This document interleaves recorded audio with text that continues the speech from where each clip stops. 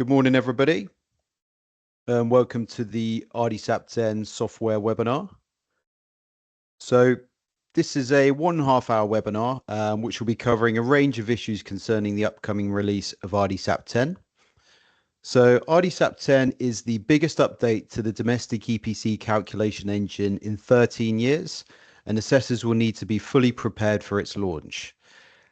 As a reminder, RdSAP 10 will be going live on June the 15th, which is a Sunday and approximately 3 to 4 weeks away. And from the moment RdSAP 10 goes live, it will be the only calculation engine that can be used to create domestic EPCs for existing dwellings. So as I said, this is a 1.5 hour webinar. We'll be going over quite a lot of different issues. So firstly, we'll be starting with the background to RdSAP 10, why it's been introduced, what the thinking is, and potentially where we're going forwards with EPCs. Then we'll be going through briefly an overview of the changes that are coming in with RdSAP 10, which hopefully you're well aware of. For Quidos members, you'll have hopefully had the opportunity to look through the CPD module that we sent out that covered all of the different changes in turn.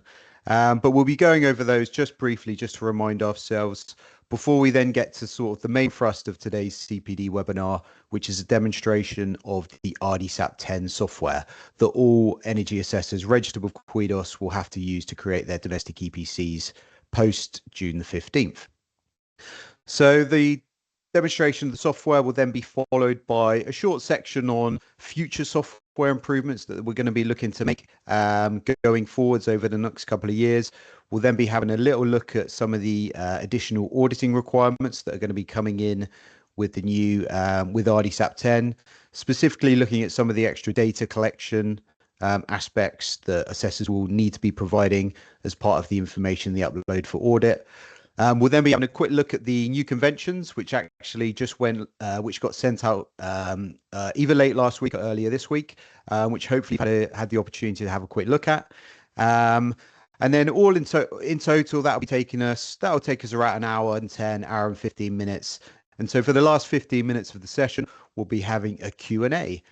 So where you as the attendees for today's webinar will have the opportunity to ask questions of myself and Billy, and we will be able to hopefully answer them. At the end of the session, we'll then have a short little section for non-Quidos members who would like some more additional information on how to accredit with Quidos, where we'll discuss things such as the pricing, mobile app, and signing up. So the idea is that by the end of this webinar, you should hopefully, in conjunction with the CPD module that you've already looked at and the conventions module, which will be going out shortly, you'll be in a very good position come 15th of June to fully understand the requirements of RdSAP 10 and what will be expected of you going forward. So I'm just going to quickly pass over to my colleague Billy, who's just going to kind of go over the housekeeping for today's webinar. So I'll be doing the main kind of thrust of the presenting, but Billy's here as well. He'll be helping me out, helping pick out some of the good questions that come through. And he's just going to quickly go over the housekeeping for today. Thanks, John. Morning all. Yeah, so due to the amount of people on this webinar, we're expecting potentially up to 200. Everybody except the host will be muted and have their cameras off. Most of you will see, or you should all see, a like a control panel bar at the bottom, at the top of your screen, which explains some of the things that you have access to. So obviously you've got the chat functionality. That should be used for generalized chat and not questions, because they will get missed. The Q&A section, your questions should be posted here. If you open up the Q&A section, you'll notice that you have the ability to upvote on people's questions. That will be how we start to look through questions when it gets to the question and answer section later today. Then you've got to react. That's a bit of fun. If people enjoy something, don't enjoy something, they can react as they wish. And then you also have the ability to take notes as well. So if you want to make some notes, or you want to come back to later and ask us a question, then you can put that in the notes section. Any questions not able to be answered, or ones which are perhaps if we get too many and we run over time, then what we'll do is we'll make a note of all of the questions, and we'll aim to get a help sheet back out with the questions and get you some responses afterwards. I should note that this webinar is being recorded, and a copy will be made available for participants. And then the first question, which we already had today, was will you get a CPD certificate for this? The answer is yes, you will get a CPD certificate for this. It will be sent to the email that you've signed up with. It'll be 1.5 hours, and yeah, they'll be sent out within a week. So yeah, in terms of that, I hope you enjoy the rest of the webinar. I'll be moderating in the background for this one, and you'll be able to ask your questions. I'll be chipping in where I can and having my say. But with that, I'll just pass you back to John. Great, thanks, Billy. So there's the three of us. It's myself in the middle. We got Billy, and then also Arnie, who I believe is somewhere in the background as well, and he might be able to chip in at some point if required. So just looking at the background then to RdSAP 10, so we can get an understanding of where these changes have come from and why they've been introduced. So the last major update to the RdSAP calculation engine took place in 2012, which is now over 13 years ago.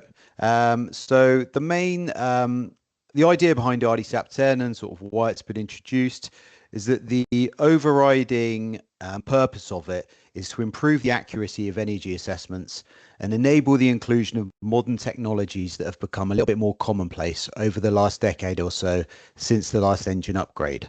So broadly speaking, in general terms, the more data that is collected about dwellings, the more useful it can be for future, and the more accurate energy efficiency policy can be produced by government. So the RdSAP 10 calculation engine allows for this, as going forward, less assumptions will be made on entries such as glazing and such as roof rooms, and then also aspects such as lighting, ventilation, and some of the other bits as well, particularly on renewables. So looking forwards, so that's really the reason behind why RdSAP 10 has been introduced. It's been a long time since the engine was changed. And looking forwards, the next few years, we'll see some significant changes to the EPC and the energy assessment industries. So in broad terms, the government wants to make changes to the energy assessment industry so that it can be better aligned with what are the specific long-term government goals. The government recently consulted on this in the EPC reform consultation and the minimum energy efficiency standards consultation, and we expect a response from these by the end of the year. Some of the major changes that the English and Welsh and Northern Ireland government is proposing in the EPC reform consultation include replacing the single EPC rating with 4 separate metrics based upon fabric performance, heating system, smart readiness, and energy cost. So that would be potentially the big one, removing that single EPC rating, which currently is based upon cost, and replacing it more with almost like a food label type system that you get where you'd have a series of 4 different metrics. They're also looking at potentially reducing the validity of EPCs from 10 years downwards to an as of yet undetermined figure, removing the requirement to revisit a property after improvements have been made, such as a replacement boiler or loft insulation, and also increasing the CPD and training requirements for energy assessors. So these are the changes that have been consulted on by the English, Welsh and Northern Ireland governments. For information on proposed changes to the Scottish EPC, if you would please contact us directly, as these are a little bit more different, and we can give you a bit more information on them that we're not going to cover today. So in conjunction with the EPC consultation, the government also put forward a MEES consultation for the minimum energy efficiency standards, because obviously what will happen is once they've made those changes to the EPC, they'll also need to look at how that impacts the MEES legislation. So the government has so far proposed that when it's looking at the new ratings metrics that they'll be using, that fabric will be the preferred option for their MEES standard. So essentially, properties which are being rented out would have to be looking at improving the building fabric, so the insulation in the walls, roof, floor, glazing, etc., in order to meet the minimum standards. They're also proposing a secondary metric, such as heat or smart readiness, to also be required as part of energy efficiency upgrades. And they're looking to introduce these by 2028 for new tenancies, and then all existing tenancies by 2030.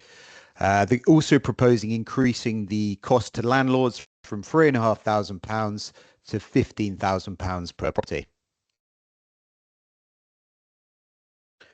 So the government is looking to introduce these changes around the same time as the home energy model is introduced. So for those of you unaware of the home energy model, what it's effectively going to be is it's going to be a direct replacement for SAP and RdSAP. And that home energy model is currently under development. So over the next few months, we'll be getting a lot more information about HEM. The current plan is for the HEM to go live in the second half of 2026 for compliance, not for existing EPCs. And then we would estimate that for existing buildings EPCs, that the EPC wrapper for HEM is still likely to be quite a few years away. So you'll be hearing a lot more of HEM going forward. But essentially, the government is going to be looking to replace the existing RdSAP calculation engine with the home energy model. So the home energy model is considered to be a better option for EPCs because it's able to incorporate a lot more kind of live data rather than relying on a lot of the assumptions that are built into the RdSAP calculation model. And going forward over the next couple of years or so, as I say, you'll be getting a lot more information about this. So that sort of covers the background to RdSAP 10 and how it fits into what's going to be happening going forward over the next few years. Billy, I don't know if there's been any questions coming in that we need to answer before going on to the next section. Not in relation to this. So okay. I've answered a couple of them in the Q&A chat already, and there's a few which I'll bring up later on. Okay, no problem. So that's kind of the background. You'll be getting a lot more information about this going forward. So as long as you have a good general understanding of where this fits in, why it's been introduced, and where we're looking to go in the next couple of years. So what I'll just move on to next is looking just as a refresher, hopefully for most of you, a refresher just of the changes that are going to be introduced with RdSAP 10. So the full list is presented in front of you there. So that's from the RdSAP 10 specification document. So for all the Quidos assessors, we've already sent out a CPD module, which covers all of these in a lot of detail. So that's freely available to Quidos members. Hopefully you've taken the opportunity to look through that and familiarize yourself with it. What we're going to do now is we're just going to go through the main changes that will be coming in a bit more detail, just so you're aware of these before we actually go ahead and look through the software. So the first change that's coming in, by far sort of the biggest change that I'm sure most assessors are aware of and will be making the biggest adjustment to EPC data collection, is the requirement to take individual measurements and data for each window that's present at the property. So this is effectively the same as when the glazing is much more or much less than typical in RdSAP 9.94 currently. So of all the changes that are coming in, this is the one that's likely to add a reasonable amount of time for both data collection and data entry. So whilst it may seem unnecessary now, due to the unlikeliness to actually increase the SAP rating too much, future EPC changes make this change require this change in order to increase accuracy for assessments going forward. So for any of you who are already SAP assessors or who are non-domestic energy assessors, you'll already be used and accustomed to measuring windows and entering them into the software as part of your process currently. So this is the one change, obviously, that's going to make quite a big difference in terms of how much time it will add to assessments. This is something you'll have to adjust to.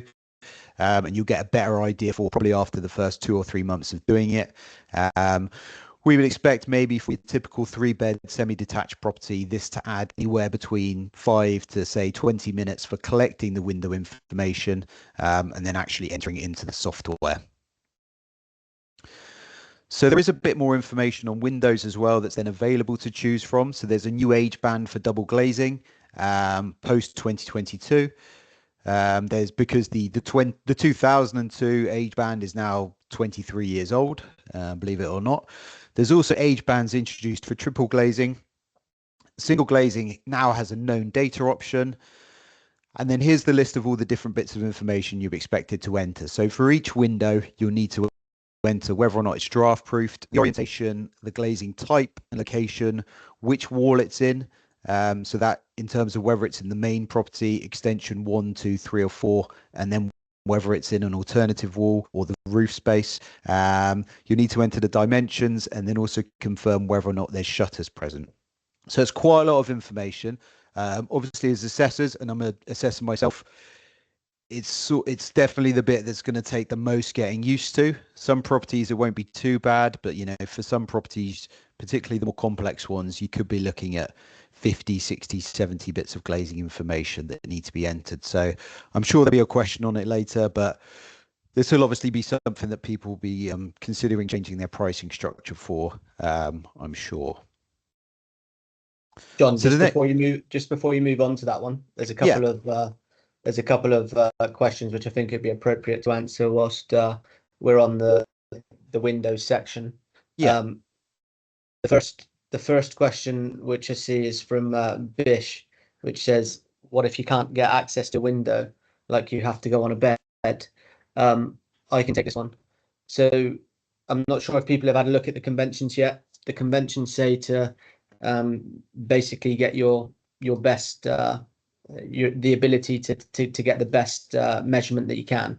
If you can't physically measure one, then is it the same from the outside as a different window? So for example, if you're on a mid terrace property, then you could see the if you're on a mid terrace property, then you might have windows which are the same size. You don't have to measure every single one if you can see from them that they're the same size. We also had a question in regards to do you have to take pictures of every window for an audit? Every different window. So if you've got some which are double, some that are single, some which are round, then yes, you do need to take a photo for those. But the majority of those things will be picked up in an elevation photo, which people have been taking anyway. So no, you don't have to have a close-up photograph of that.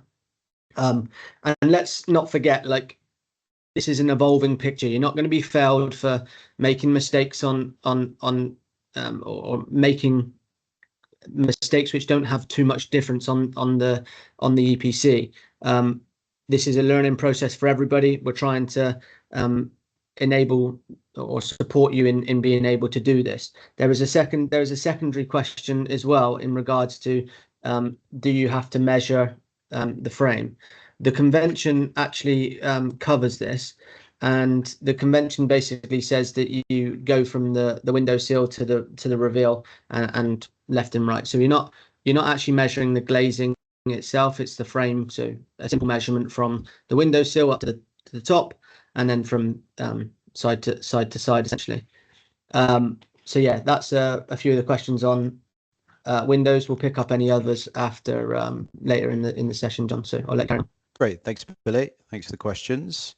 So the next change that we'll just briefly cover is that in terms of insulation thicknesses, there are additional insulation thicknesses that assessors are now able to choose from within RdSAP 10. So as opposed to just increments of 50 millimeters, there will now be increments of 25 millimeters. And then the option of 10 to 12 as a base value.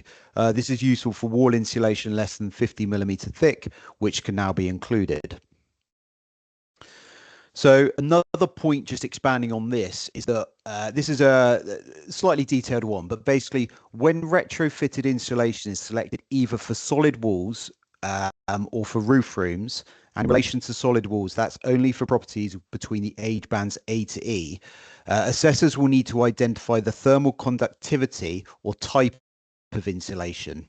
So there'll be a choice between rock wool type insulation, XBS and PUR board insulation. So this might sound a bit tricky and difficult, but basically what it boils down to is that you'll be able to choose whether or not it's one of those three different types of insulation. And there, in the recently released conventions document, it does go over this in a lot more detail. So we won't go into a huge amount of detail here, but basically each of the different types of insulation has a different thermal conductivity associated with it. So you can just see those values at the bottom of the screen there, going from sort of the worst assumption, which is for mineral wool, and down to the best assumption, which is for PUR boarding. So that's specifically for solid walls, age band A to E and roof rooms.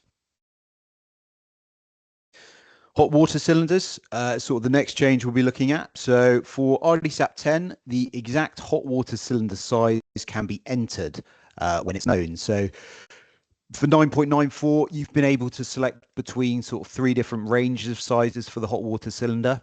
But from going forward, you'll be able to enter in the specific volume size if you know it. So for example, if you know it's 185 litres, because that's what's shown on the data plate of the cylinder, that's what you'll be able to enter into the software. Alternatively, you will also be able to enter in the kilowatt hours per day heat loss for the hot water cylinder, which is effectively the most accurate measure of the energy efficiency of that system. So when that value is known, when it features on the data plate or on a label on the cylinder, it can also be entered in, and then that kind of supersedes and takes priority over any of the other hot water entries, cylinder entries that can be made. So the information should be able to be found on data plates or potentially on secondary manufacturer information that you've been able to find online. Probably the other sort of really big change that's being made in RdSAP 10 is that more information going forwards will be required for roof rooms. So the assumptions that are made for roof rooms in 9.94 are quite sort of basic and rudimentary, and they apply quite well to certain types of roof rooms, but not so well to others. So going forwards from now on, you'll be expected to choose from the 3 different types. And those are effectively what's called type 1, which is what's considered a true roof room. Type 2, which is a roof room with a common wall, which is almost like an inadvertent roof room. So it's where just the height of the common wall just happens to be less than 1.8.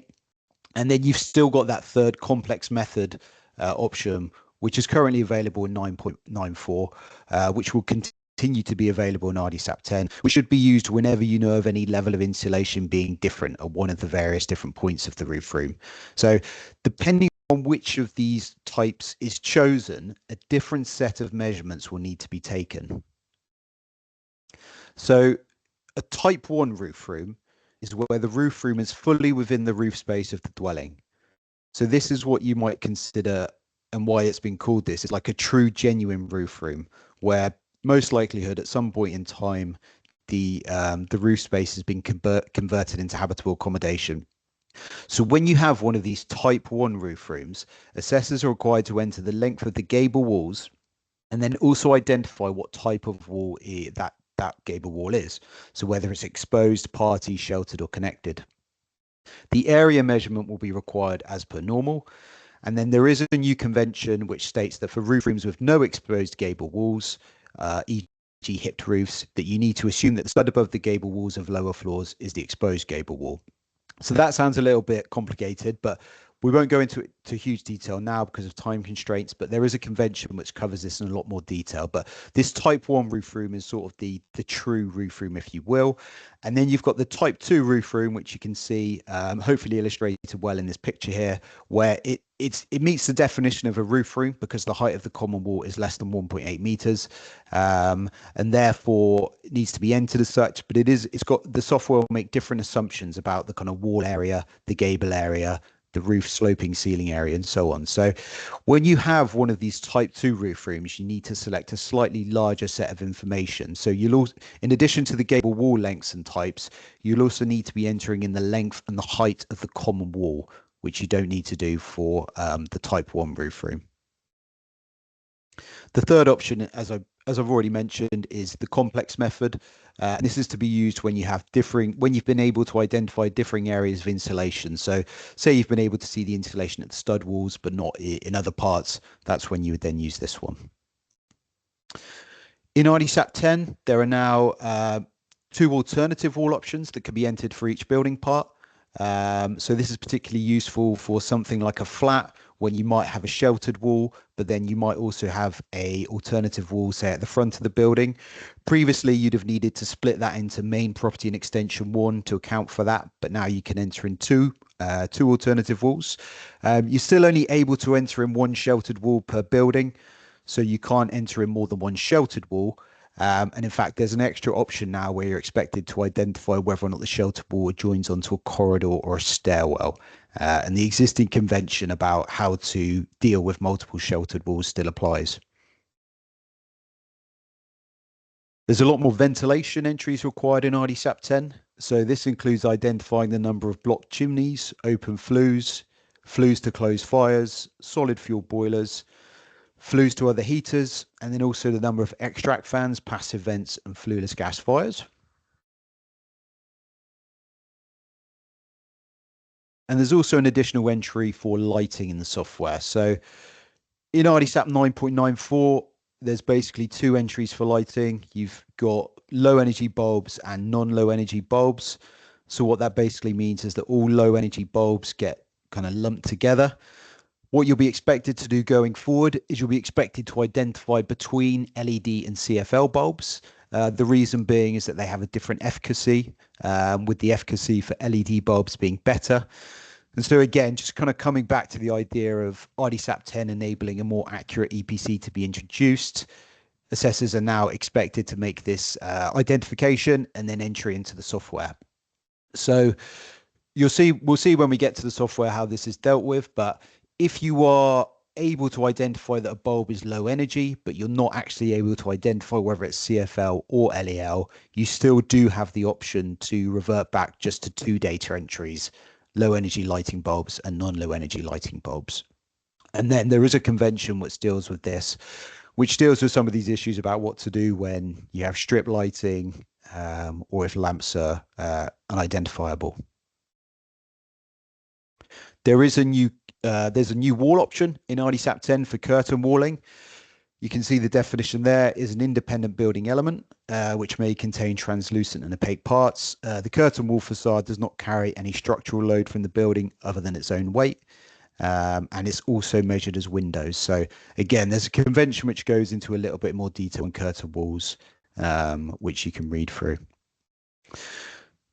For mechanical ventilation, the options are significantly expanded in RdSAP 10. You can now basically choose your mechanical ventilation system from a database, similar to the way that you would choose a boiler from a database. And then once you've done that, there's also then a lot of selections that need to be made for ducting, some of the entries for ducting, wet rooms, and so on. So when we look at the software again, we'll go through this in a bit more detail. But basically, we're starting to see mechanical ventilation systems become a lot more prevalent in domestic buildings, particularly those which are going through the retrofit process. And so the concept behind including these options into the software is again just to allow a much more accurate EPC to reflect what's there at the property. EV batteries can now be entered into the software. Somewhat confusingly, these will not actually impact upon the EPC rating. However, they will significantly improve the carbon rating of the building. And then also looking ahead, when the EPC reform does happen, they will likely help significantly adjust or improve the smart readiness metric of the EPC. Air pressure testing is becoming more commonplace in existing dwellings. Again, similar to mechanical ventilation, this is being driven a lot by retrofit, where there's requirements for some of these tests to be taking place. So if you have an air pressure test result, this can now be entered into the software to give a more accurate entry for air permeability. Not one that you'll probably ever encounter, but small scale hydro can now be entered into RdSAP. As it says there, it's only likely to impact a very small number of properties. And it's just a simple kilowatt hour data entry and whether or not it's connected to the meter. Discussing meters, assessors will now be expected to identify whether there are export capable smart gas and smart electric meters present. This has no impact on the EPC rating and instead just more being used as a data collection device by the government. But as we've mentioned a couple of times now, smart readiness is something that the government is keen on, and so is likely to be a proposed metric going forward on the EPC. Just the last couple now, before we look at the software. We've got basement walls and floors. There's now the option to choose from within the software for a basement wall or a basement floor. So when you've got a habitable basement present that's included in the EPC assessment, you'll be able to choose one of these options and it will assign a more accurate U value and heat loss assumption than is currently being made in 9.94. And then the last change we'll just quickly go over is the fuel prices. So for those of you who aren't aware, there's actually two sets of fuel prices which are going to be used within RdSAP 10. One which is used to calculate the SAP rating, and then another which is used to calculate the running costs and cost savings that are used to feature on the EPC. So it's actually two different fuel price tables that are used for those two different elements. So the fuel prices will not be changing in RdSAP 10 for the SAP rating. However, they will be changing for the running costs and the cost savings that feature on the rest of the pages of the document. So that's a very quick, I mean, we've run sort of hour and a half long CPD modules going over these changes before. So that was just a very quick 15-minute overview of the big changes and some of the basic details of them. The full details of those changes, please reference, as I've said before, but please reference the free CPD module that has been sent out to all assessors. The CPD module goes through some of the changes to the calculation engine that we haven't touched upon here. But if you do have any questions, any queries about any of that, please get in contact with the Quidos team after the event. So Billy, has there been any questions coming in about any of that? Yeah, so we've had a couple of questions.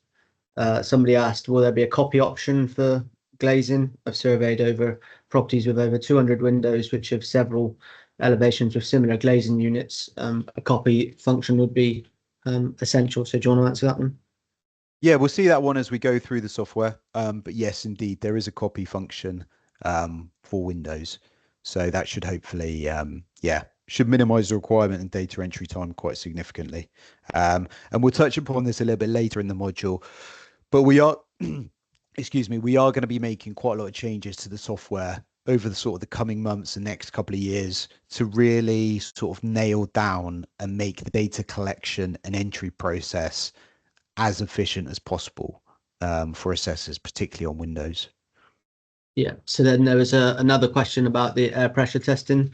Will air pressure testing require certificates as documentary proof? The answer to that is yes. You actually, again, as you come into the software, you have to enter the certificate number into the software, as well as the actual result. So yes, is the answer to that one, Stephen. We've got, what is the expected change in SAP points for the average dwelling when assessing 9.94 and 10? I'll take that one as well, John. And you asked whether they're expected to perform worse or better in any way. Well, I suppose it means it's the definition of what perform better or worse means. It should be more accurate because we're collecting more information, so you get a more accurate rating. However, we are still based on the cost rating for SAP ratings, and as I'm sure all of you are under the same opinion that that needs to change at some point. So at the moment, as John's already mentioned, with the fuel prices not changing for the SAP rating, if you had an exactly the same property now, and then you do one on the 15th of June, chances are you're going to get a very similar rating. That being said, if you were to be able to add in the additional things, so you're actually able to identify better lighting, so LEDs instead of CFLs. You've got an air pressure test certificate. You've got a more incremental insulation, so you might have a 25 mil increment instead. Then of course you're going to see better ratings. But it also works in the other way. The opposite way is that if the incrementations are smaller, or you don't have the additional things, and you have to use assumptions for lighting and assumptions for hot water cylinders, etc., then you're not going to get as good a rating. So it's about what data you can get, essentially. But if you were to look at a property today and it was exactly the same on the 15th of June, then you're going to get a very similar rating. There are some changes to stone U values, which might get a better rating. for some of those properties, but for many they'll remain pretty similar. As John mentioned at the beginning, it's about RdSAP 10 should be seen as a stepping stone. It's a professionalization of the industry. It's making it more accurate and preparing it for what's next to come, which ultimately is EPC reform, and then the home energy model in the future. Let's get. We got time for a couple more, John? Yeah, a couple more for sure. Yeah, so we've got one which has been upvoted, which says, how can we be prepared if we have no access to the software to practice before we go into clients' homes? Do you want to take that, or shall I? Do you want to take that one? Yeah, I'll take it. So the answer is that we're doing everything we can to get you access before.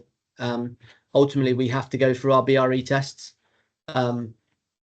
We can't give access until we've gone through those BRE tests, so that we know that what we're giving you is actually signed off.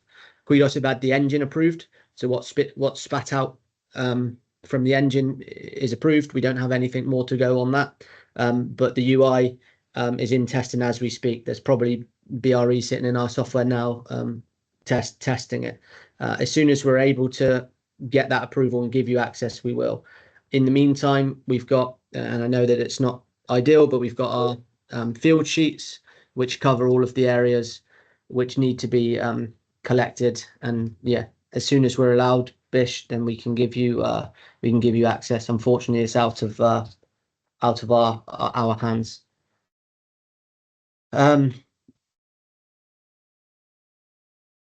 Yeah, so let me see if we got another couple of questions.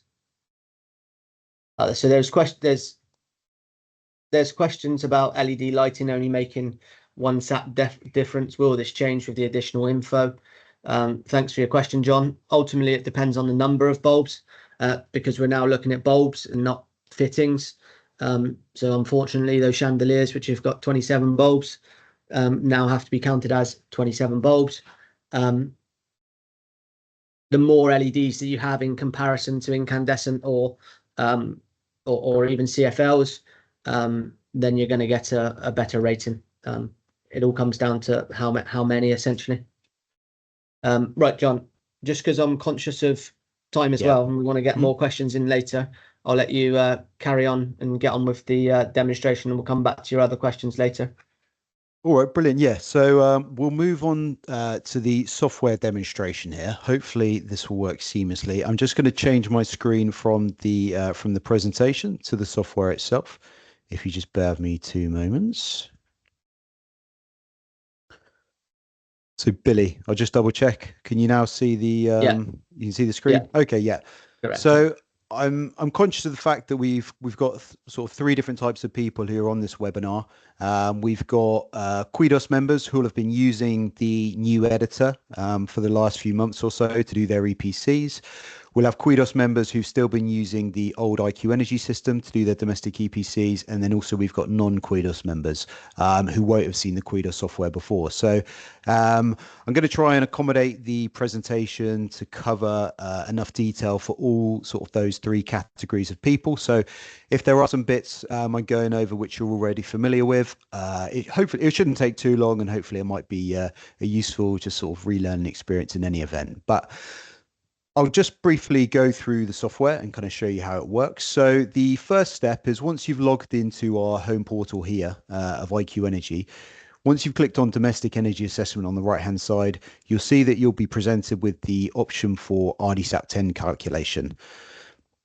Once you select that option, you'll then be given the overview screen, which will show all of the EPCs that you've previously created, whether they've been lodged, whether they're just in draft format, or whether they're even incomplete. So I'm just going to, for the next 20-30 minutes or so, I'm just going to go through the process of how you would open up an EPC and how you would enter in the information, and we'll be putting particular focus upon the new data entries that need to be made for the RdSAP 10 aspects which are coming in. So the first thing that you'll be doing is, in the bottom left hand side, you'll see that there's the option for add new. So I'm just going to click on add new here, and you'll see that I get the option for create report come up on the screen. So I'm going to go through and add a report for a property in Bath. So First John, thing to do, John, go on. sorry to jump in there. Yeah. I just want to make, as John's mentioned this with the addressing, it's really important. So as John just mentioned on the country there, you've got England, Wales, Northern Ireland and Scotland as separate. The Wales being separate to England is really important. In the register at this moment in time, so this isn't our software, it's what the register return. The register at this time, if you were to select Wales and therefore get the Wales figures, but have an England address, it would allow you to, the register at the moment will allow you to lodge that. Now that would be incorrect and therefore would require relodgement. We're working with the government to try and get them to have an option in the register to reject it. So it's really important that you get your country right at this section at this moment in time. As I said, we're doing everything we can to try and stop this, but the addressing system is not schemes. Schemes use the register's addressing system. So unless they've got restrictions on it, we can't put the restrictions on either. So yeah, just be careful in that area. Yes, thank you, Billy. So the first selection, I'll make the selection for England, and then the first requirement is to enter in the postcode into the postcode box. So it's just simply a case of selecting the postcode, entering in the correct format, and then when you click look up address, you'll see that in the box below, I then get presented with all of the different addresses that are registered for that particular postcode. So I select the address I want, and you can see that that gets superimposed upon the address lines below, along with the UPRN. And then the final step before I actually before creating the EPC as such is to just select the assessment date. So you can see that by clicking on the little graph on the right hand side, I get the option for to choose the date I want. A new feature for the RdSAP 10 is that you are able to select assessment dates in the future. I know that was something that a lot of our assessors have been asking for. So once I've selected the address and the assessment date, I then click create, and I'm effectively now into the data entry screen. So I'm just going to give a very quick overview, particularly aimed at people, even non-Quidos members or people who don't use the new editor, of the basic navigation for this RdSAP 10 tool. For those of you who've been using the new editor since it came out last year, this should look very familiar to you. As an overview, basically you'll have the address at the top here. So there's the address we chose from the drop-down menu. You'll have the status of the EPC in the top right-hand corner. You've got the save functionality here. And then the main navigation is this bar along the top here, basically. So you can see that upon the start of an EPC, I have these series of tabs. So there's a general tab, a ventilation tab, main building, and going on to eventually the results and evidence tabs. So these tabs are basically the main navigation tools that you're using to move between the different screens in order to enable the data entries to be made. They move very smoothly. It saves each time you click between the tab, so that the information I've entered on general will be saved if I click onto heating, and then correspondingly, if I then click to ventilation, the heating information will be saved. And they're basically organized in the expected way that you would be, the way that you'd be expected to collect the information. So the first few tabs focus on the general details before moving on to kind of the construction, and then finishing off with the new openings tab for all of the window entries, and then the heating, hot water, and renewables tab. So for assessors, for Quidos assessors who are still using IQ Energy, the main difference that you'll need to get to grips with is that we no longer have individual tabs for aspects such as walls, roofs, floors. What you now instead do is it's basically ordered by building part. So when you click upon the main building tab, for example, all of the different construction elements would just be contained within that one page there. So walls, floor, roof, and then we'll see as we go through, I can trigger the additional cards for aspects such as roof room, and then the alternative wall 1 and the new alternative wall 2 that you get with RdSAP 10. So you'll see that on the general tab here, which is the first tab of information I'll be expected to enter. Hopefully the vast majority of these data entries requirements will look very, very familiar to you. It's only really, I mean, we've gone over the changes for RdSAP 10. Obviously, there are some pretty big changes, but the vast majority of data entries are going to remain the same. So In terms of the way that the software works is that you'll see, for example, on this initial question, does property have an existing EPC? There's no entry made and the box is outlined in red. So basically when this is a trigger for you to make a selection. So you see that in order to make my selection, all I simply need to do is click on that box there, choose between the options for yes or no. And then you see if I click off that red bar is no longer around there. So you can see that for each of these different data entries on this general tab, all of the vast majority of the entries that are expected start off blank with the red box around them. And then as soon as you make your selection upon them, that it removes the red bar. And then if I just show you here at the top, you'll see the general tab itself has this little red exclamation mark next to it. And what that means is that there's still data entries that need to be made on that specific page. So we know that if we think we've got to the end of it and we think that we've made all of the data entries that we need to, if we're still getting that red exclamation mark at the top, it means that we've likely missed something somewhere. So I'll just go through and make the data entry. So what I'll do first is I'll just run through a more kind of basic EPC. So we just do your classic 3-bed semi, your 3-bed semi, and then what we'll look at is we'll look at some of the more advanced options that need to be made. So for related party disclosure, we'll select no related party. Transaction type, we'll say it's a sale, that the tenure is owner occupied, that the detachment is semi-detached, that it's a suburban terrain and environment. We'll say that there's no extensions on this one. So for conservatory here, you can see if I select none, then nothing effectively happens. But if I select non-separated, you'll see that the additional conservatory card features on the right-hand side. And then if I toggle that back to none, that disappears there. That's the same as if you make a selection for a flat as the property type. You'll see that you get the additional flat data entries that are expected to make pop up, and those toggle off when I change it back to a house. For the habitable room count, I'll enter 6. And then this is just a good opportunity to show that the software does have built in all of the sort of data validations that are able to be met, that you're restricted for RdSAP 10. So if you go outside of what the actual inputs can be, you will get an error message notifying you of that. For the heated habitable room count, you can see that this is limited to the number of habitable rooms I've defined. And then the final piece of entry on the general tab is this new, the new lighting entries. So this box always remains the same. So the total incandescent bulb count will always be there. And then the difference is, and what I spoke about before, is there will basically be 2 options. When you've been able to identify the total number of LED bulbs and the total number of CFL bulbs, you'll be expected to enter in that information there separately. When you've been unable to differentiate between the low energy bulbs which are present, you will click this little button here, which says CFL LED count unknown. And you can see that now you're just expected to enter in one piece of information. So for example, 6 there. And then if I toggle that back there, it goes back to what the options for both LED and CFL.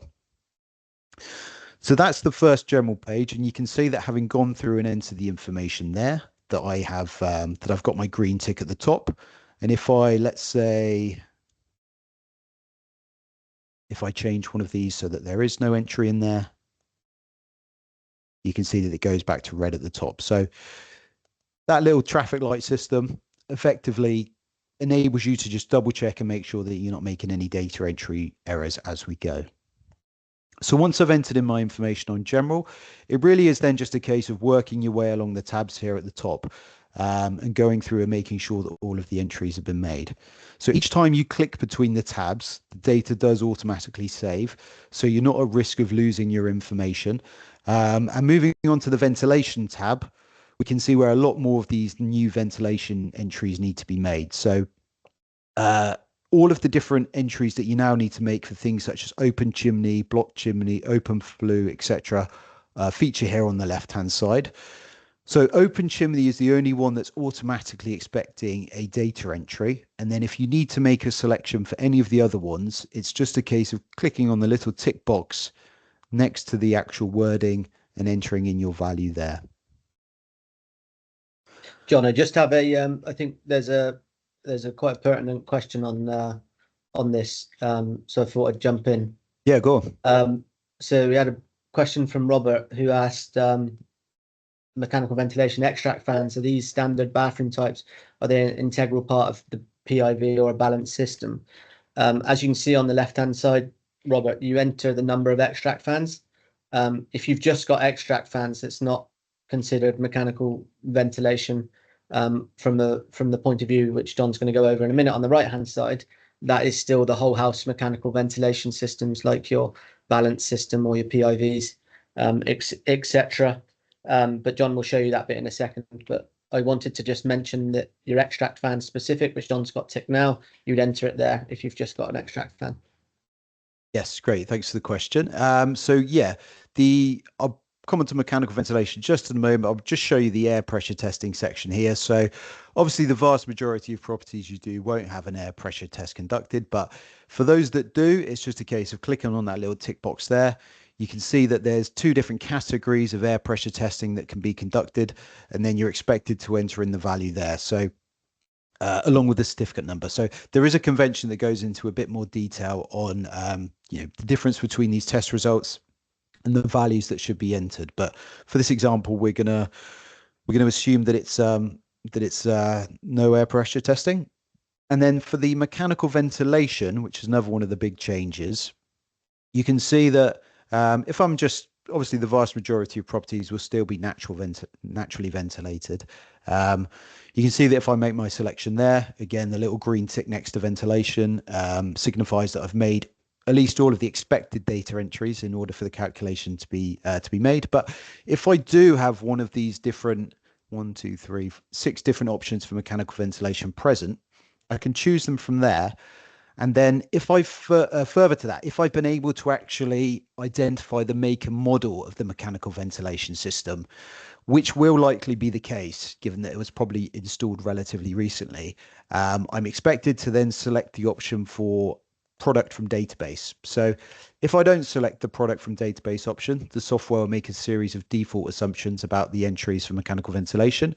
But if I'm choosing it from the database, you can see that when I've ticked that option there, I get this little green button, which I can click on, and I can then scroll through and have a look at all of the different mechanical ventilation systems that have been added to the database. So there's a number of different ways to navigate the database. You can see either I could just click through the individual pages because there's only 14 of them.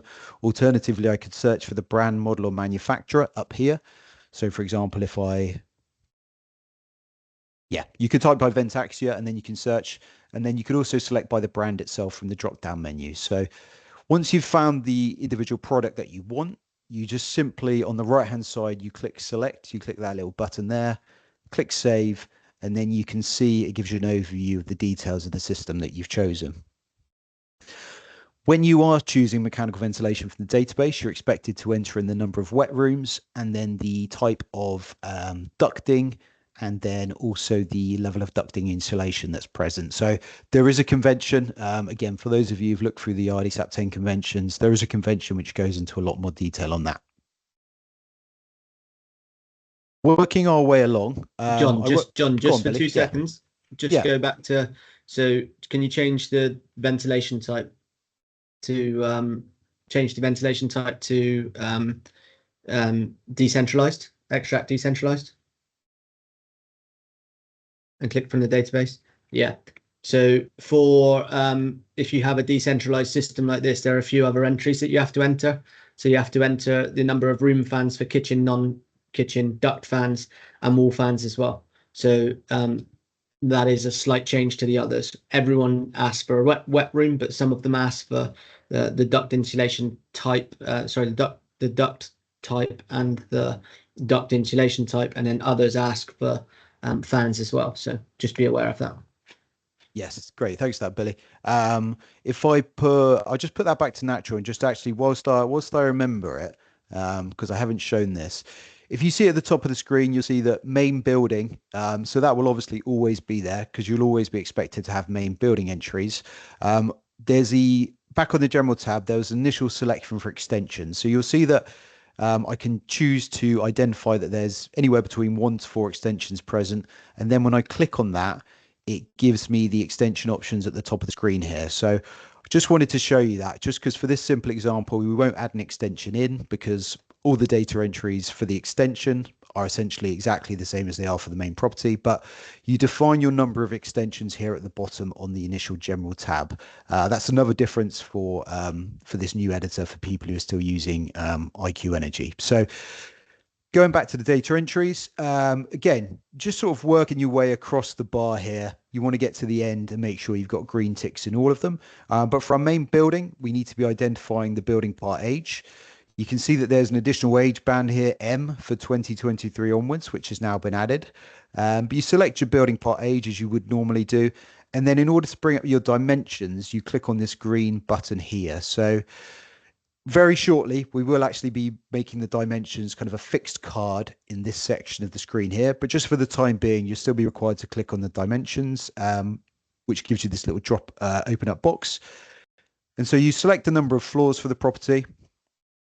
You enter in all the same values that you do for 9.94. Because we selected it as a semi-detached house, it's automatically assumed that there's a party wall present. And then what you can do, there's a little feature where you can copy down if you've got similar values for the lowest level for follow-on levels. You can select that to copy, and then you probably have to change the room height and potentially amend the area and the heat loss perimeter as well. But if there's something such as a bay window, but yeah, once you've entered in your details there, that's your dimensions done. You just click on save.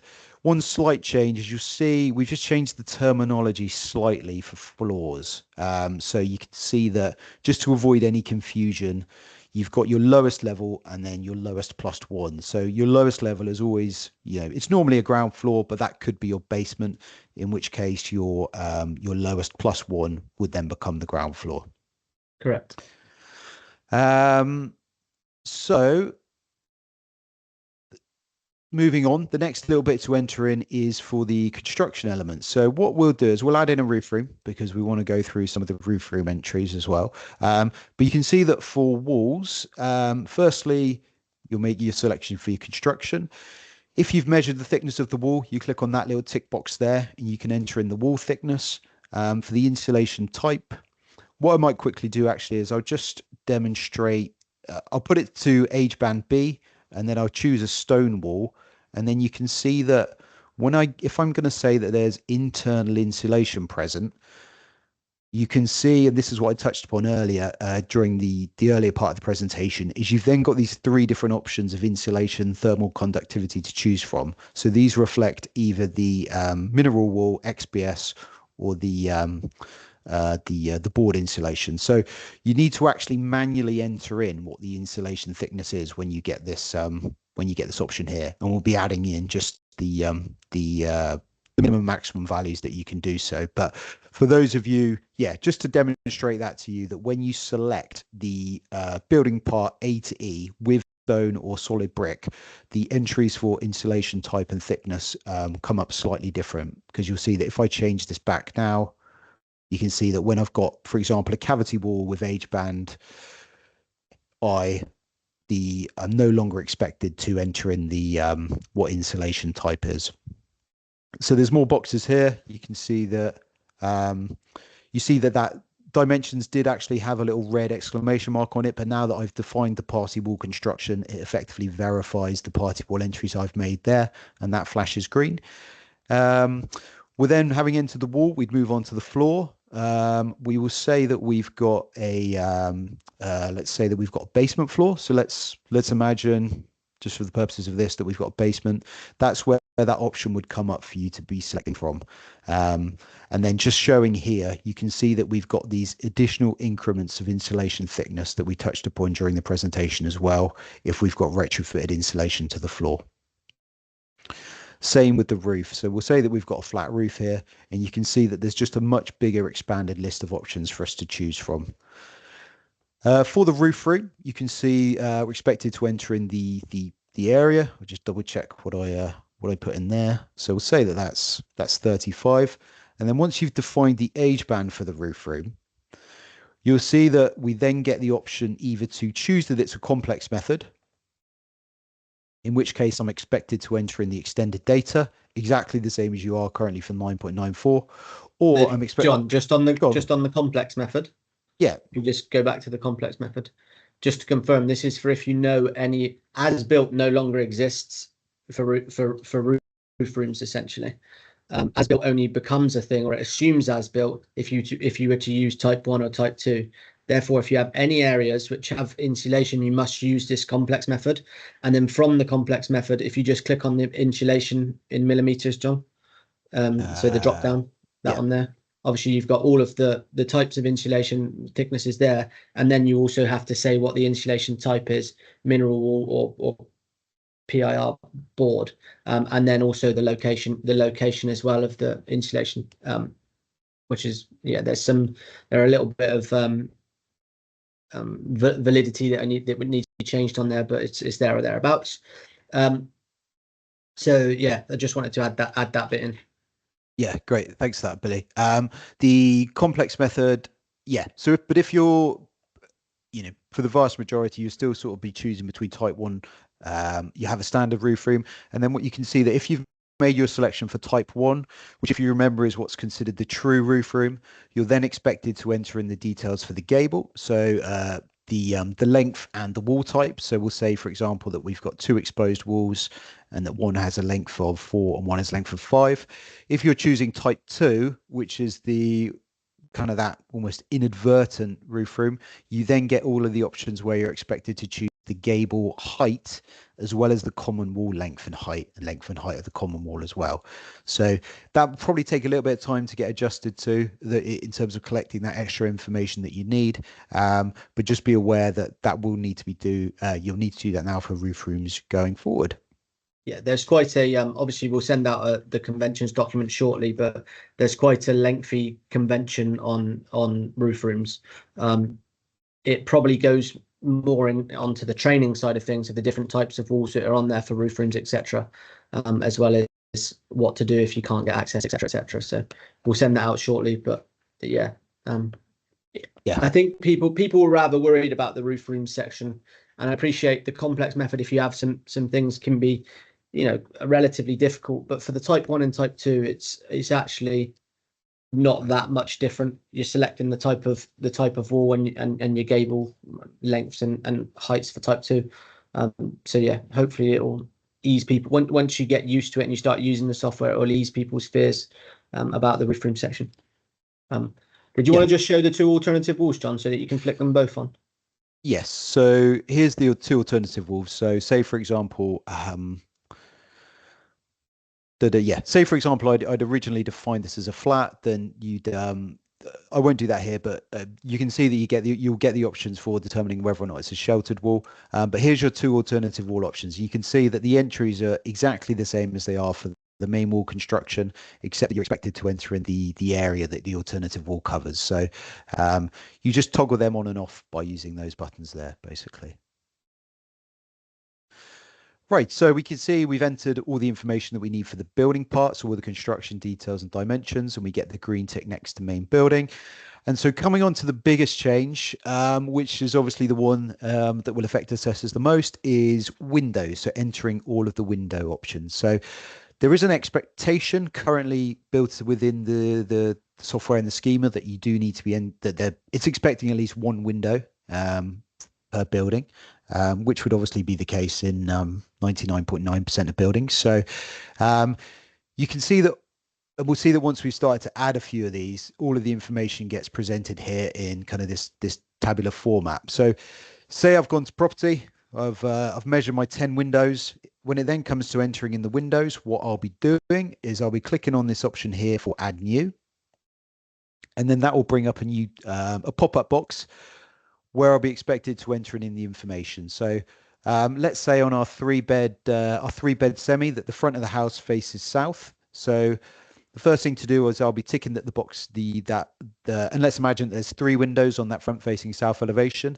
I'll be ticking that draft proof box. I'll be labeling an orientation, so I'll be calling it south. You then need to select what type of glazing it is, so whether single, double, triple, or secondary. and then the actual type of it as well. So we'll say that it's built between 2002 and 2022.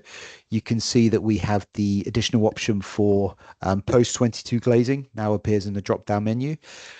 We select that it's a UPVC frame and that that's within the main building. So if we defined more extensions, those would feature there. And then wall location is external wall type 1. If we defined alternative walls for this particular building part, those would feature there. And or then if we you enter, had or if you had a roof room as well. or if you had a roof room as well, yeah. And then we enter in the height and the width. And then you select whether or not it has permanent shutters. And then at this point, you then click save. And you can see that in the table here, that window I've just created is shown there for me to review. What I can then do, I mentioned that we had 3 windows on that kind of south-facing front elevation. If you click Add New, you'll be expected to enter in the details from scratch. What I can do is I can select to copy here. So I've now copied that first window that I've entered. And so what we'll say is that for this second window on the front facing south elevation, the width is 1.8. This copy function basically means that it removes the requirement for you to have to enter in a lot of the information in again for window types that are very similar. So if I click save there, you can see that I've now got my 2 separate windows on the front elevation with the slightly different width there.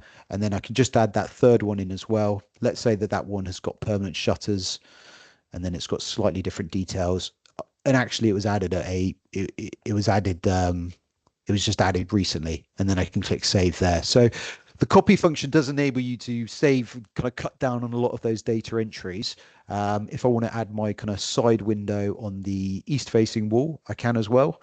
But obviously what you've got to make sure that you do well is you just got to make sure that when you copy that you are making all of the changes for each window that you need to. So for example, let's say on that east facing one, I quickly entered the information, but then forgot to untick that it wasn't actually a UPVC window. So it's always worth going back through and double checking all of those entries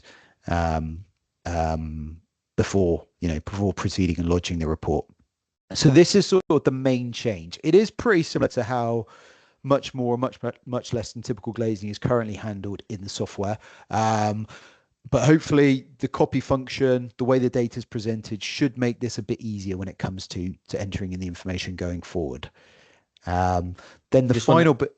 Go on, just Billy, want to jump in on that. So just had a good idea from someone, said, is there a way to reference the windows? There isn't at the moment, like a label, but that's a really good idea. Happy to put that on as a thing where it says the label. So yeah, that won't take too long to add. Will we have to measure windows which are part of the door? If they meet the definition of, if anything which meets the definition of a window, so doors, highly glazed doors over 60% needs to be measured as a window.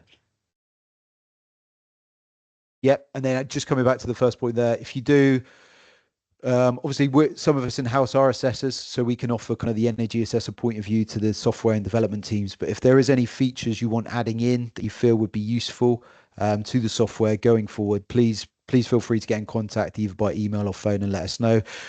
We'll touch upon this briefly after this demonstration, but we do have some good things coming up in the pipeline. But there's a lot of aspects such as I won't go over them now, but just one brief one. For example, when you've defined an extension, you'll have the ability to copy in the details from the main building. So for example, you can copy wall construction from main building to extension 1. So basically we're going to be looking at as many things as possible to remove data entry time and make things more efficient for you. The last few entries on the openings tab, so you enter in your level of draft proofing, number of external doors. And then similar to how it works for some of the other entries, you can see that then regulates how many external draft proof doors I can choose from and how many insulated doors. At the top, we got a green tick. So we can see that we'll now be moving on to the heating tab. And this is pretty much identical to what's currently in the RdSAP 9.94 software. So you can see that firstly, working your way down, you select whether or not there's mains gas and whether there's secondary heating available. When you tick secondary heating available, that triggers the introduction of that card there. You'll be selecting your electricity meter type, and then you'll need to be making tick box selections for whether those are smart meters, whether it's smart gas electric and whether export capable. And then you've got your various different configurations of systems there. So we'll say that we've got one main system here. And this is pretty much identical to how it works in the new editor for 9.94 and how it works for uh, probably most other EPC softwares as well, to be honest with you. So the main thing, for example, on this gas boiler is whether you choose from the SAP default or the database. When you're selecting from the database, you get the little green option, the little green button to tick on. One small change is that you do have to make an initial selection for what type of system you have, which just narrows down the search criteria. And then you'll have the ability to search by brand, model, manufacturer, GC number, and so on. So we'll just pick a random boiler here, and then you can see one improvement in this version of the software is that you get those details to as an overview there. And sorry, just to show you, because I don't think I did, when you next to each boiler that you get here, you can click on that little details page, and it'll take you directly to the PCDB, so you can just verify that that's definitely the boiler that you have. Then it's just a case of going through, making all the extra selections that you need to. So we'll say that we've got a pump, flow temperature is unknown, and we'll just define one of the secondary heating types. We'll say it's a live fuel effect gas fire. And again, you can see that heating at the top has gone green. Going on to the water heating tab, you can see the main change to the cylinder entries here. So we can still choose from the normal, medium, and large cylinder sizes as in 9.94. But when we do know our exact cylinder volume, then we get the ability to enter that in there. So, for example, if you knew it was that size, and you would still be expected to enter in the insulation, or alternatively, if we knew what the declared cylinder heat loss was, as I mentioned, that sort of overrides any other data entry. Basically, that'll be what's used for the calculations that the software does in the background.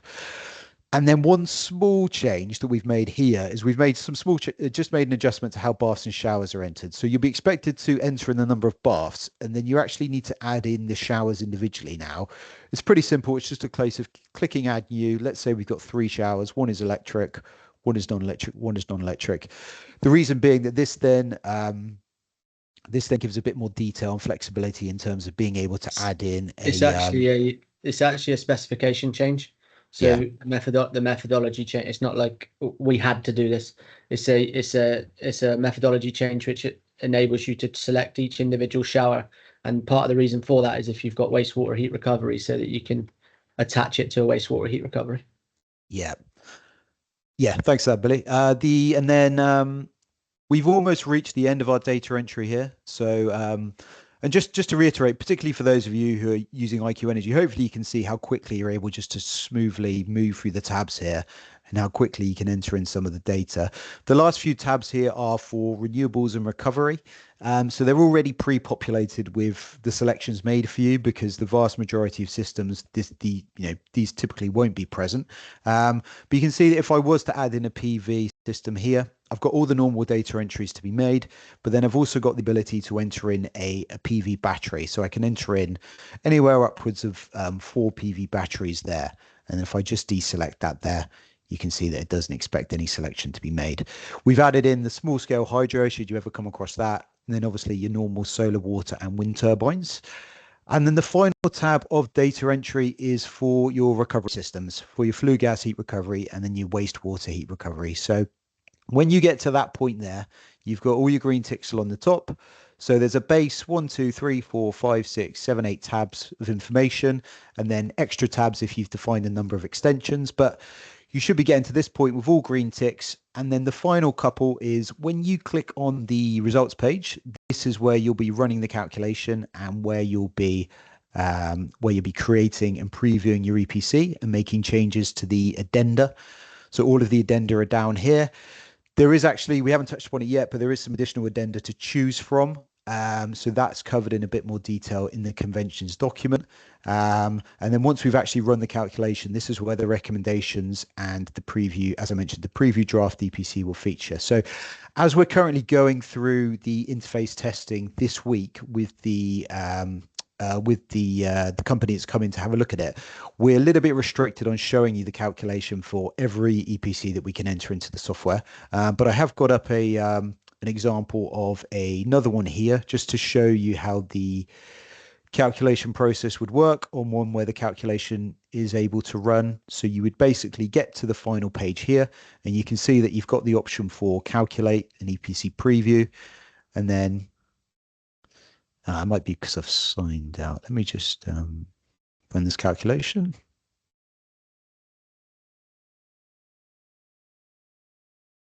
Because the BRE are testing it right now. Yeah, so I think it's all in testing right now. We're looking to get it signed off. But basically, this is how the energy efficiency, the energy, you can see it comes up calculated successfully. This is how the energy efficiency rating will appear with the environmental impact as well. And from there, you have the ability to EPC preview and then create and lodge EPC exactly as you do in the current 9.94 version of the software. So that is the demonstration of the Quidos RdSAP 10 software. Once you've gone ahead and lodged your report, all of the updates will be made on the overview screen that we looked at originally, which should always be accessing from the main IQ Energy page. So the status, for example, for the lodge reports would show lodged. But yeah, that's sort of the very quick overview. Obviously, you will be in time as you start to use the software yourself. You become more comfortable, more aware of the data entry screens and the new expectations of what's required. But hopefully you've enjoyed that. Hopefully it sort of showed how this will work in practice, and showed you what you'll be getting to grips with in three and a half weeks time or so. Billy, is there any questions come in before I just go back to the presentation and cover the last couple of bits? There are a fair few questions, but I think that we'll cover them shortly. In fact, no, let's do a couple now. So seen one from Peter asking, where's the camera next to each section? The answer to that is we're on the desktop at the moment. The camera functionality has been brought back to the mobile app for RdSAP 10 for each and every section that you need to upload a photo. In fact, yeah, do you just want to touch on the app a little bit more there? Yeah, so for the mobile app will look essentially like what's on screen. However, it will have your a camera functionality on each and every page, which will allow you to upload. The mobile app for RdSAP 10 is able to be used offline. So I know that when we moved to the mobile app recently, that we were forced to move to, that there has been some, connectivity issues in errors. Those have gone for RdSAP 10. So you can work offline. You can store photos offline in that app and then upload them when you need to. You will notice what John's on there for Quidos members is the evidence section is at the end of your account now. So you'll be able to add evidence and put everything into there. So everything will be stored on one page essentially. So yeah. Someone said, when can we get the new software now? Can we get the new software now to lodge current EPCs? No, we're not allowed to release the software for lodgement until the 15th of June. From the 15th of June, you will not be able to use the old software. 994 EPCs will not be able to be lodged. Slightly different for EPRs. For EPRs, if you started the project in 994, you should finish the project in 994. And so you'll still have the ability to access the old software for 994, but that's for EPRs only. EPCs from the 15th of June will only be able to be lodged in RdSAP 10. And that's why we are suggesting, you don't have to, but we are suggesting you start collecting evidence, at least in terms of photographs for RdSAP 10 data, so you can refer back to it if, for example, you unfortunately failed an audit and you had to relodge, and the relodgement was on a 994 property, you would unfortunately be required to go back to the property if you can, to be able to relodge that. We are working on trying to get some uplifting rules, but that's taken a bit of time. So I would suggest collecting, if you're not collecting or storing the data, at least taking photos of what you would need to for RdSAP 10 in order to improve in order to be able to replicate it in RdSAP 10 essentially.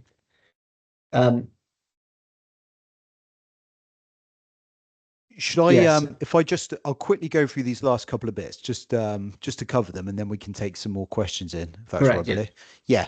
yeah. So just, I'll kind of run through these very quickly, but basically, in terms of future software improvements, so the general idea is that moving forwards, Quidos will be looking to make the data collection process for EPCs as user-friendly as possible.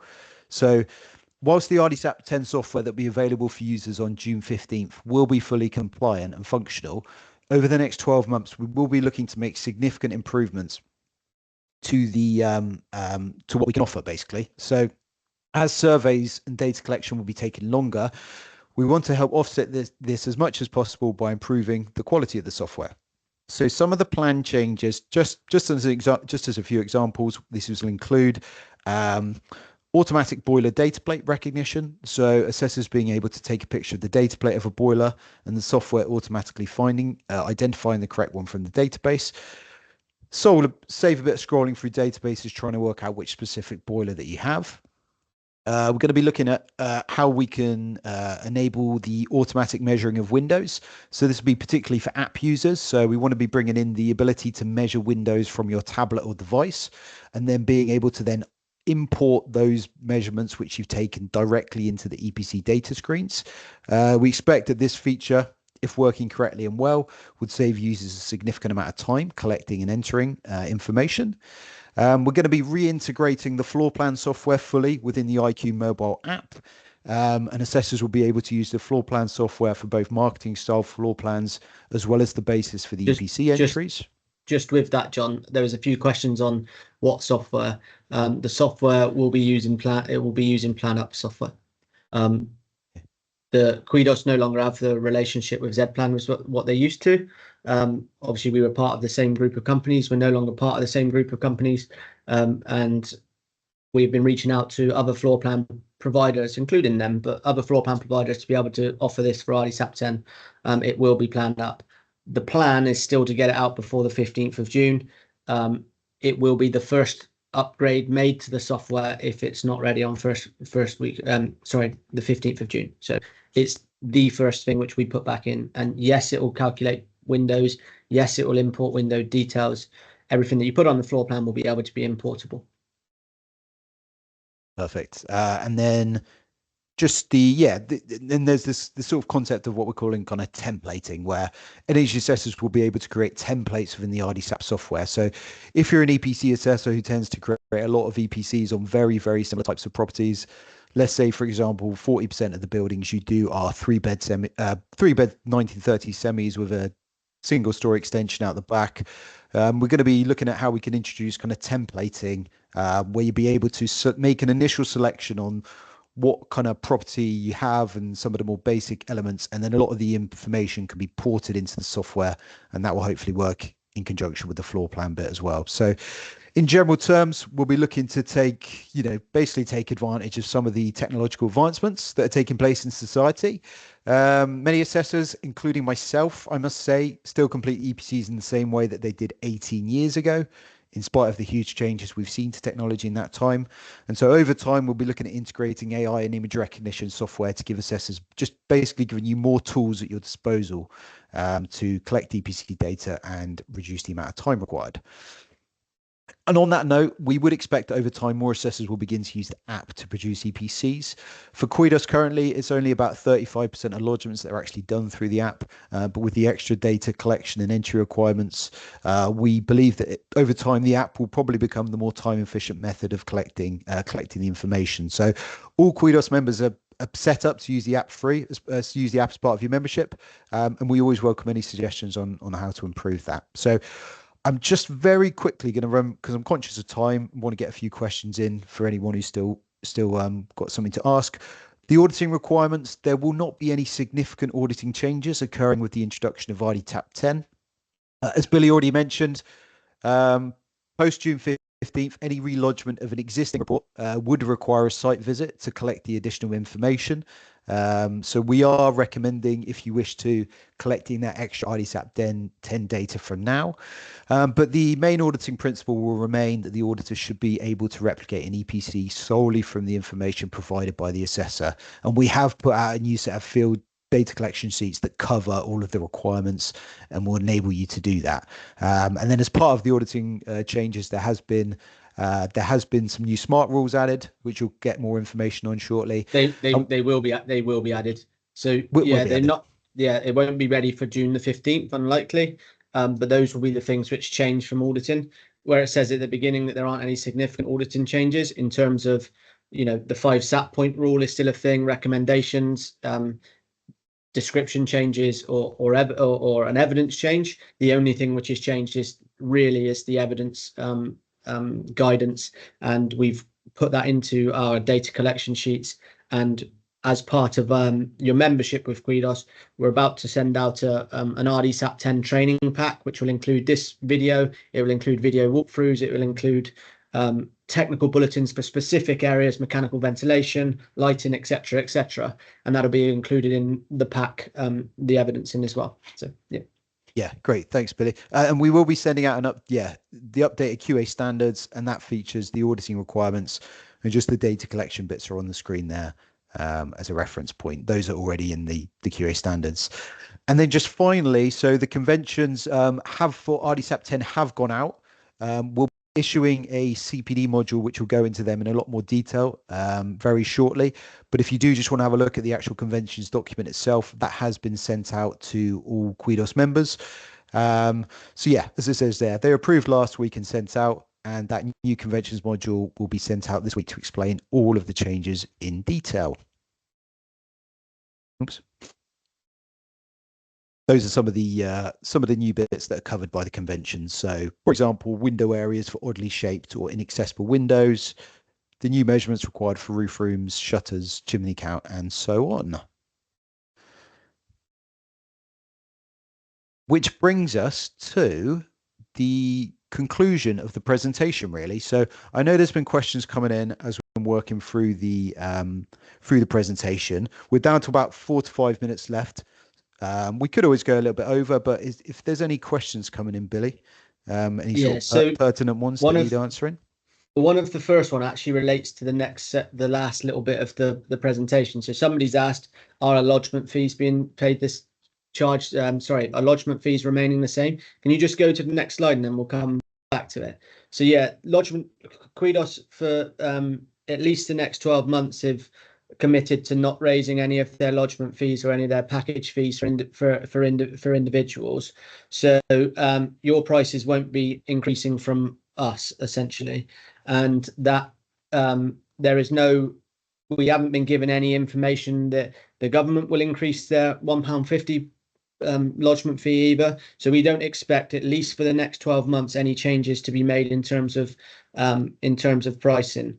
As a reminder, on the screen there, you get desktop software, mobile app, insurance, technical support, everything else included in your lodgement fee. The lodgement fees start from £5.60 for our basic package, plus the register fee plus that.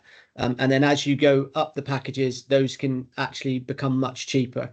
If you're lucky enough to be doing 100 EPCs a month, you can be getting lodgements for as little as £2.25 plus that plus the register fee. So yeah, there is lots of benefits to joining that, but all is included. Your prices won't be increasing from Quidos. You can go back to the Q&A section now, John. Yeah, so we've had a question. Will you be able to choose to produce EPRs in RdSAP 10 software? Yes. So when you open the software, when you click RdSAP 10 calculation, it'll have RdSAP 10 calculation for EPCs and RdSAP 10 calculation for EPRs. On the mobile app, it already asks you new EPR, new EPC. So yes is the answer to that. We had the what extra photos are required. We've got a list. Again, I mentioned for a minute ago that we're creating an RdSAP training pack, which is all free and part of your membership. It will be sent out, and that will have all of the evidencing now. That is available. So if you want to email support@quidos.co.uk, they can send it to you now, but it should be on the field sheets as well. Will there be a section for adding notes regarding any restrictions and limitations? That's already on there. It's on the general tab. It's been brought back for RdSAP 10. when HEM comes out, will we be trained on this, or is it a whole new qualification? We don't know is the answer to that, on whether there'll be an upskill. That hasn't been decided, but obviously we will do our own training on the home energy model.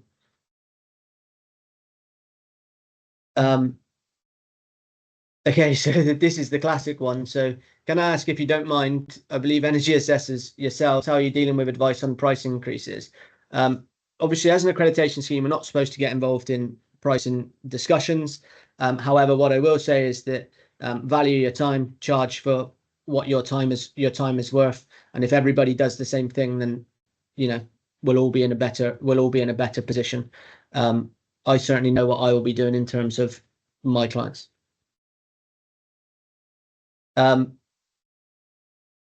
Yeah, so there's been suggestions on like labeling extensions, John, so you can name extensions. Will it be possible to name extensions?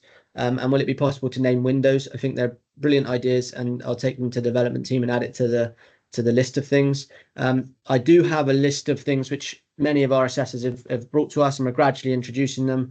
One of the things which I know has been mentioned is addenda. You know, some of those addenda should be auto-ticked. PV as an example. They are on the list of upgrades. Once we're past this RdSAP 10 development phase, which has been going on much longer than what we wanted or expected, once we're past the RdSAP 10 development phase, we'll be and we're approved, we'll be in a much better position to do the small things, the things which you know, make a party popper go yes when you lodge an EPC, if that was what our members wanted. So all of those things will be starting to neaten up and move forward with. PV battery, max is 5 kilowatt for a single, 10 kilowatt battery would be entered as 2 batteries. There isn't actually a convention on this. I think it's Darcy who's asked this. There isn't a convention on this, and it's a good point. As I understand it, at the moment, you can only enter single batteries, so you wouldn't enter it as 2 batteries, but that may change in the conventions. I do suggest, obviously, we're all learning, and a lot of the people who are in the industry either aren't assessors. Fortunately, I am, as in they aren't practicing assessors. They're assessors, but not practicing. When you come across these difficult situations, please bring them to us, and we can take them to the conventions group. Unfortunately, the conventions, we did have to almost rush this conventions document out. And the reason behind that is because the government appoint a contractor to deal with the conventions. Their contract expired, and so they had to put in place temporary people to run the conventions meeting, essentially. They have now or they're about to appoint a new person, so there'll be much more regular conventions updates going back to normal. Somebody asked, is it possible to have a talk-to-text dictator in the software for site notes? We have that functionality in our retrofit assessment software already. I will double check whether it's been dragged over for the site notes section, but if not, it would be simple enough to do. Will double with single glazing be an option? So there is a convention for this. So if you have secondary glazing with with double glazing, there's a big convention which basically says what age to use. It's quite lengthy, so I'm not going to go into it, but yes is the answer. You just have to age your glazing differently. I think with the time, John, we'll bring those questions to a close for now. But any of the questions, I've got them in the archive. I'll be able to answer them individually or contact you individually with the answers. Last one, John asked, roof lights, how do we add these? Yes, roof lights on the window section. When you're entering a window, there's a little tab at the top. It just says roof lights. You click that it's a roof light and it's done. All you got to do is state that it's in the roof when it says to the option. And yes, there was a question on whether Android as well as iOS. Yes, it is. So yeah, thanks very much. Obviously, again, this was the bit which I was going to move on to, but we've answered this in the meeting. We won't be raising our prices, and if there are, I know there are people who are not from Quidos on here today, so if you're interested in joining our accreditation scheme, hopefully there's a lot of people who are Quidos members on here who can vouch for what you get as a Quidos member. So thank you all for joining, and yeah, good luck with RdSAP 10. If you need anything, you know where we are. Reach out to our support teams. We're on hand to take all your queries and questions, and we'll try to help as much as we possibly can. All right. Yeah, thanks very much, guys. I'm going to end the event now and make everybody leave. Cheers. Thanks, everybody.